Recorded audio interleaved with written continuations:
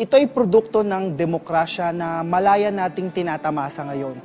Ang pagiging journalist o mamamahayag ay parehong responsibilidad, pribilehiyo at oportunidad na makatulong sa tao.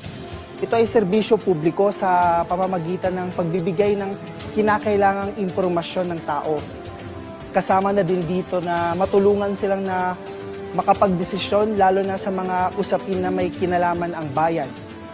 Sa pamamagitan ng pagtutok sa mga pangyayari o sitwasyon, ako'y naniniwala na nakakatulong ito sa pagkakaroon ng call to action o yung agarang pagtugon sa mga mahalagang issue. At hopefully, ito ay nakakaambag sa pagkakaroon ng positibong pagbabago sa lipunan.